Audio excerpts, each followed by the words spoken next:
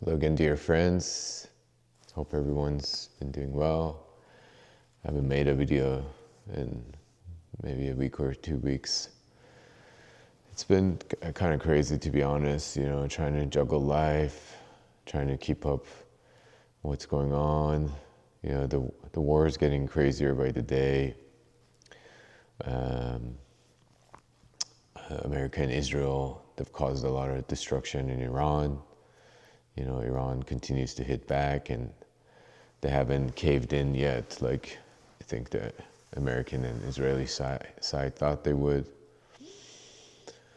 But regardless, there is a lot of death and destruction in Iran, unfortunately. And also, there is, as I said, this war has many ramifications globally. I think we're starting to see that now. There is no gas in gas stations in Australia, Philippines, island nations, New Zealand, especially nations that don't have their own petrochemical processing or oil resources. I think that the international financial system is going to suffer a lot the more this goes on.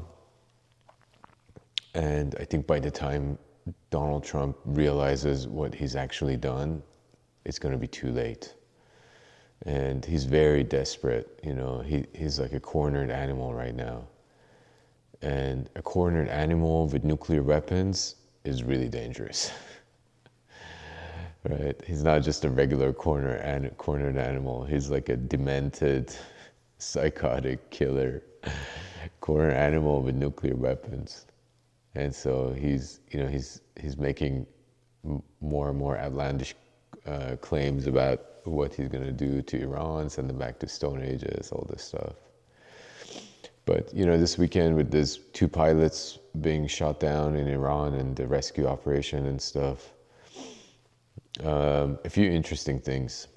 So the American story of what they're saying, Donald Trump today just said that the pilot was rescued, great rescue operation, all this stuff, is very different than what the Iranian side is showing.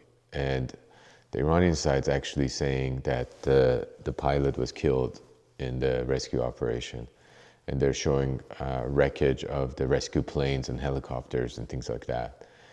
So which side to believe, I don't really know. At this point, it's really hard to believe the American side. Every time something happens, they deny it, and then when the evidence keeps building up, they can't deny it anymore. They finally come out and they say this is what happened. So it's really hard to believe the American side, to be honest with you.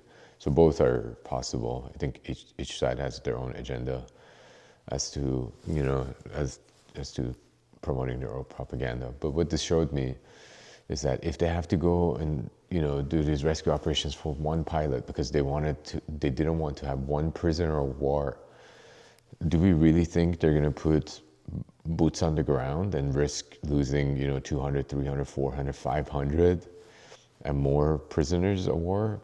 I don't think so. I really don't think so. I think that we're getting close to the end of this. Unfortunately, I think the stock market is going to have some pretty big down days coming up.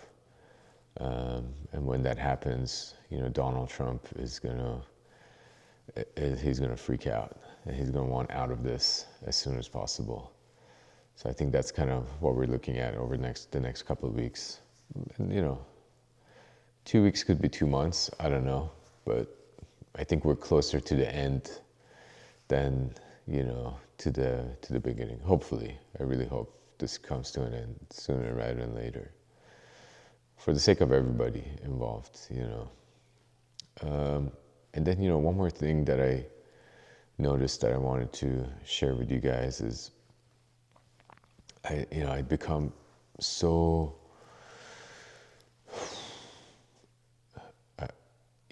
I think I'd become like addicted to this news cycle. I'm on my phone all day checking what's going on. I was so tuned in. checking different Telegram groups from like the Iranian side, American side, watching YouTube videos with like geopolitical analysis and things like that. It had become all consuming for me. And, my wife saw me, I was doing my like daily yoga routine. And I was watching one of these YouTube videos with like the geopolitical analysis of recap of what happened that day and all this stuff. And I've been doing that like every day, so she'd been seeing me doing that. And she was like, "What are you doing?" This is supposed to be like yoga is supposed to be a time for reflection and mindfulness and things like that. And yeah, this is totally against what you're supposed to be doing in the moment. And I reflected on it for a day, and she was totally right. As important as this is, as important as this is to me, because it's my homeland that's getting bombed. I have family members there that are, suffering as a consequences of this war. Like I said, I think this war has ramifications for everybody, including people in America. I mean, it's really going to affect everything. I mean, how this war turns out is going to have huge implications for the rest of the world. I think this is the most important war of our lifetimes. As important as all of that being said, as important as all of those things are to me personally and on a global scale, you have to make space for your existence, and you have to let your existence not to be consumed by whatever it is. No matter how important it is, it can become unhealthy to just be consumed by one thing, and especially something as like this that involves a lot of emotions, a lot of adrenaline,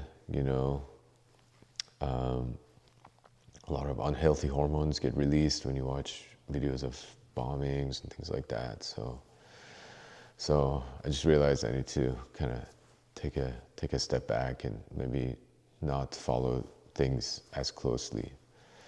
So that's, thank you to my wife. You guys listen to your wives, okay? They got some pearls of wisdom for you. All right, friends, that's it for me today. Much love.